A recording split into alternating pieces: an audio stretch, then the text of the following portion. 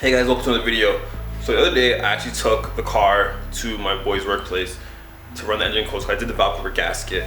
I was thinking that the two engine codes, P0194 and 191 I believe it is, the two for running lean, means too much air, not enough fuel, was the reason for that. I thought because the valve cover gasket, because I actually found out it was cracked. If you watch the video, it was cracked. So I ended up having to buy a used one. Well, I got a new part for myself, a used one.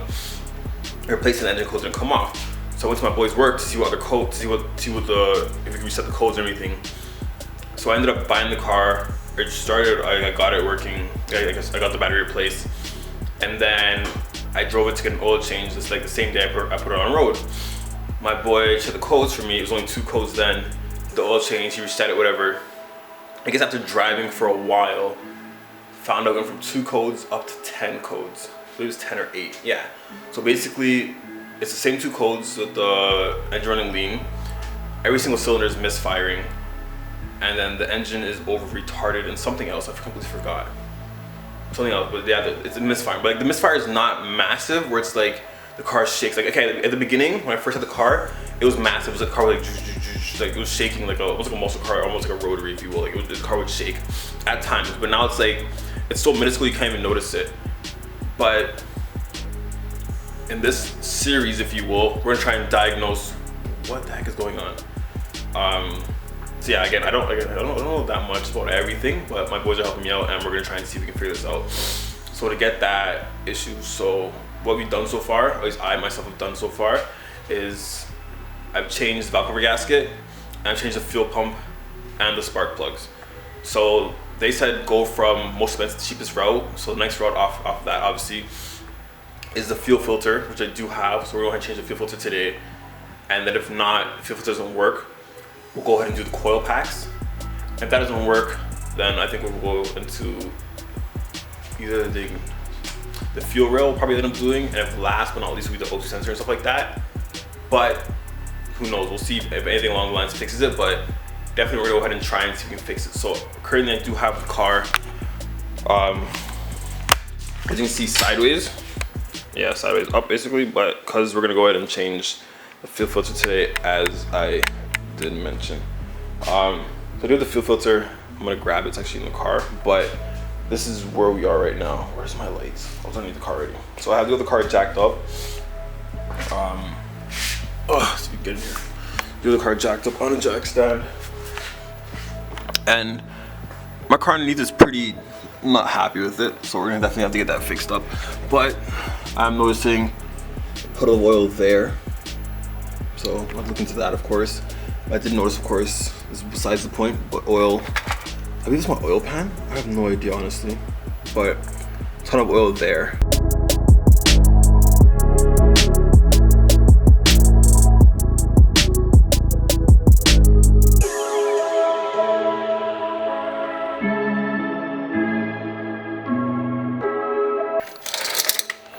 Yeah, here's a fuel filter.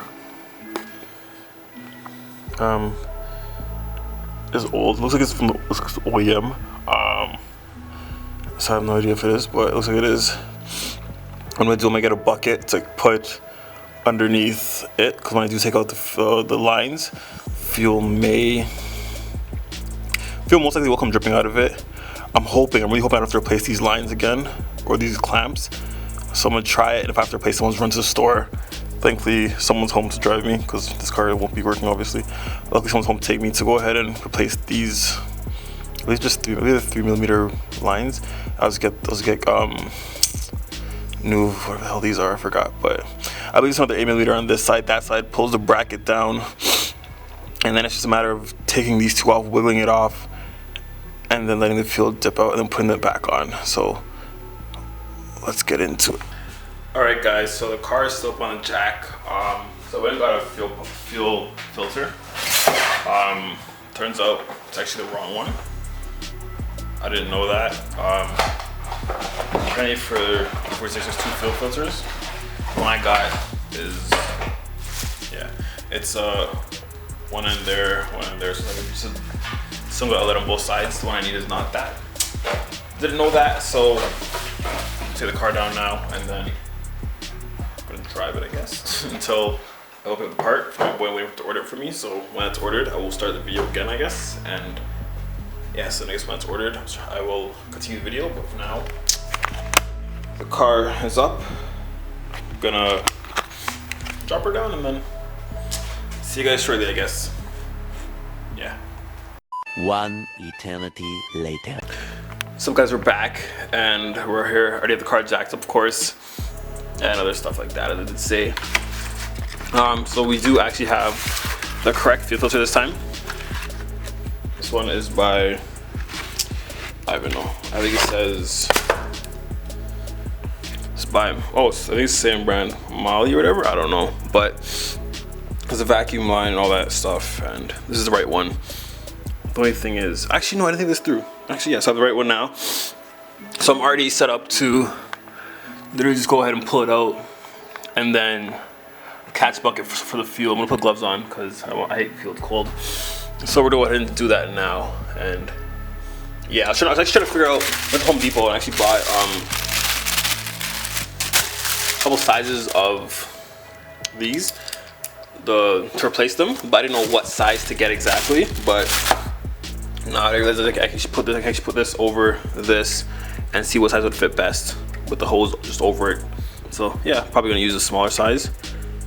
No point in using this big size because yeah, it's actually pretty massive. So use a small size. If not, I will pull it off and swap them out. But yeah, let's do this finally.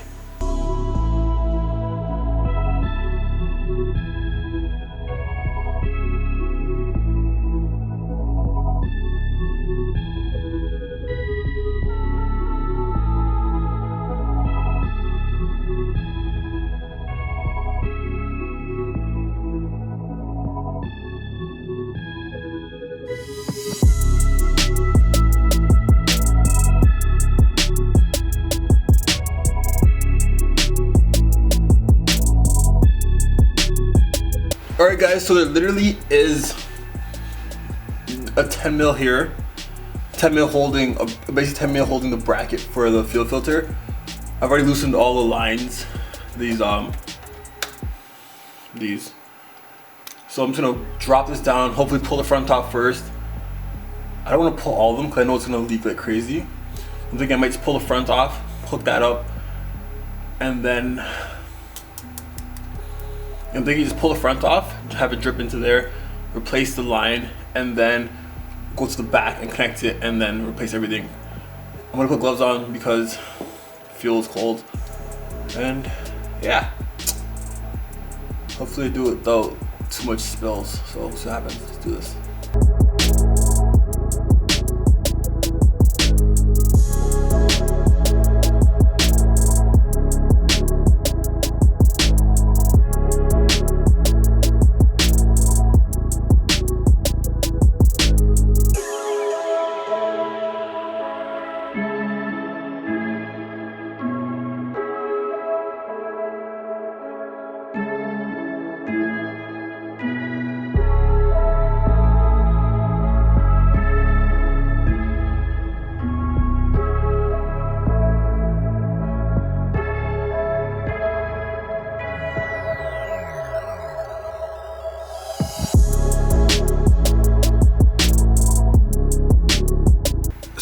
Ever so minutes trying to get this, like, there's no space under my car. I wish I had, like, my 2-ton jack doesn't go as high as a 5-ton jack does, and I don't have the wheel things you wrap to drive up in. So I'm doing it on space. So I'm actually just gonna pause the video here and come back after it's like changed out, because trying to film this and get all this, like, it's just not enough space under here, and it's annoying the hell out of me. So I'll be back, guys. My camera's gonna smell like gas, but whatever. I'm currently at the halfway point, so where I have the main fuel filter, the original one, off. It's dripping a bit. It's this bucket. Right, I took it off, and I had it drip into this bucket. Have it connected on the other side to the main one. I'm gonna go ahead and pull off two. You guys see what I'm doing? I'm gonna go ahead and pull off these two, rest of these two lines here. I'm gonna pull off those two lines there, and then do the swap as they're both hanging separately. So hopefully you guys can see. I'm gonna try and set it up on this angle. Maybe you will, maybe you won't. I have no idea, guys, but hopefully you do. Hopefully you can see. Sorry guys, I guess his battery died. Not sure how it's fully charged, but hey, faulty battery problems, that's whatever. So this is where I currently, excuse me, goodness gracious. This is where I currently am. Have the old fuel filter officially out. All that wasted fuel. This is the old fuel filter. Damn, it is dirty in there. Look at that. Why the hell is it black? What the hell? Look at this. Why is it like black? That's crazy. Whatever. That's out. We have the new one. Basically, it's not in entirely. Let me pull this bucket out because there's some fuel in here as well. Oh, you know what? I just realized this is actually like, it's still pretty dirty. This is basically fuel mixed with brake fluid, but yeah, it's still. I actually remember the parts car I drained. Took off the caliper because my driver's side caliper had seized up. Wow. Took that off and drained into here so I could have the caliper off because my old caliper is up there. And it's just, yeah. But I currently have, oh goodness. I currently have the fuel filter on. It is not on all the way, as you can see. But I'm gonna go ahead, this one is there. I need to go ahead and put the breather hose back on. So I need to go ahead and put the breather hose back on and then tighten everything down, put the bracket in, put that back in place, put the cover back on. I'm probably gonna start before I put the cover back on, just make sure everything's good. And just, yeah, let's go from there. But goodness, more work than I wanted, honestly. But I think it'd be so much easier if I had way more height clearance. But whatever. All right guys, so changed out the old fuel filter. The new one is in place. And again, it is essentially in. So see, it's in there with the new clamps. They are tightened all the way. This is back in place holding it. And then the breather line, the vacuum line, whatever. And you put back in place. So instead of me putting the car down or putting the cover on right now, I'm just gonna go ahead and start it, make sure everything's good. And then, yeah, I'm gonna start, make sure everything's good. And then I'll put the cover back on, burn it down, and then go for a drive and see hopefully everything's good. Yeah. So yeah, I started the car a couple times, guys, and then it would die instantly. Obviously, because all the fuel that was in the engine or so had drained, in the fuel filter, had drained from the front end back into the fuel filter, and essentially went into the bucket, and then all the fuel from there. So there's no fuel in the fuel filter at all. So as expected, so it died. Sometimes started, and then started giving it gas, of course. Maybe talking a bit too fast, so I do apologize in advance. And then gave a couple gas, started revving, idled horribly. But again, as the fuel lands the engine bay, the engine, it's idled much better. What the heck is going on today? So I'm gonna go ahead and put the the fuel filter cover back on and take it for a drive, seriously drive. It does, I read in the forums, it does seem a little preppier. While I was giving it gas, it did, of course, seem more responsive when it came to accelerating. But yeah, I'm gonna go ahead and do that now and then go for a drive and see where we are at with this video. Goodness gracious. All right, see you guys in a bit. All right guys, so I did go ahead and start the car, took it for a drive. It's driving good. I don't know, it feels a little more peppy, but again, there's a list of things wrong with the car.